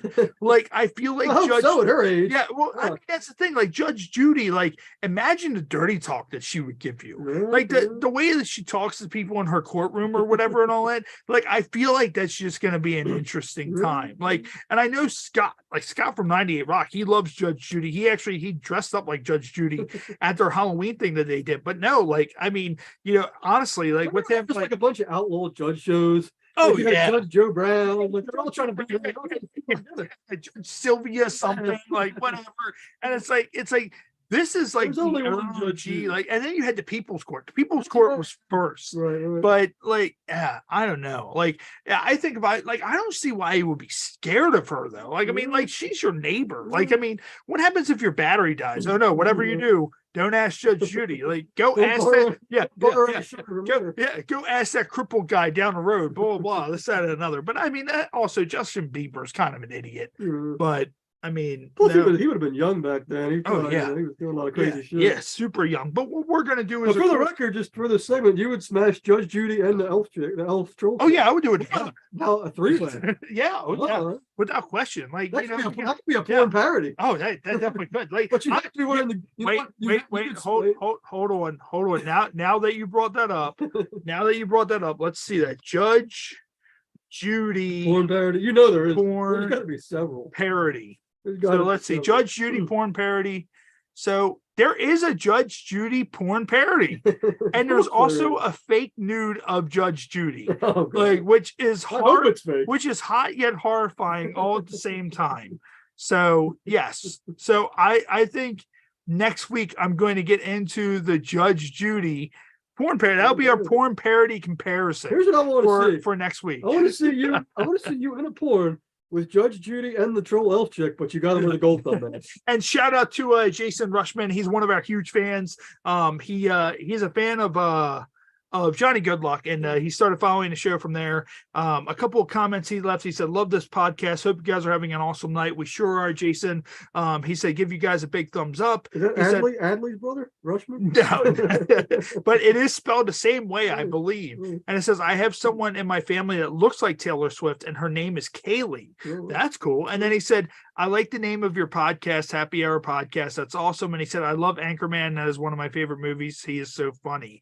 And you know, it's funny that I told someone earlier on in the week that when I married my wife, I married Taylor Swift as well. The only thing is I don't get that. Like, I mean, I don't know. Like, a lot of people hate Taylor Swift, and I would never date Taylor Swift because obviously, She like, wrote a song about you. she's gonna write a song about you, but I would blow the back out, like insanely, like, you know, it like just, you know, whatever. But, you know, but anyways, what we're going to do is, of course, we started a little bit early, you know, we're finishing a little bit late, but, you know, I'm trying to get as much content as we can so we can post it on Facebook, Twitter, and Instagram. You know, I know everybody's probably like, "Oh, well, Twitter, it's dying." It's not. No. You know, it's not. You know, Elon put $44 billion into that. It's not going anywhere. We're going to be talking about that tomorrow night. Speaking of which, is a part of our double shot weekend. So we will be back here right here on YouTube Live tomorrow at 5:30 Eastern time. So 5:30 Eastern time. Carmen Valentina is our guest. She will be joining us around 6 o'clock. It will be myself and Tom Nutty. If Tom Nutty for some reason cannot, you know, still come through, it may be me and Psycrotes, or it may be me and somebody else. Who knows? You know, this is one of the most unpredictable podcasts you'll ever see. And then, of course, we will be back on November 26th, 7:30 p.m. Eastern time. Featured guest is adult film star Stephanie Eilid. Or Ild. It's eyelid. Well, like I'm not sure if it's wild with an E, but it's EILD. So I'm not sure if it's Ild or Illid or whatever it is. I'll find that out. Then that way I know how to pronounce it We'll also correctly. be when she making an comes on. appearance at the Exotica convention. Yes, that is also the week after that, which actually that week is kind of a double shot week as well, because on December 1st, Thursday, December 1st, we have adult legend Alexis Fox. She will be joining us live right here on the podcast Thursday, December 1st at 7:30 p.m. Eastern time.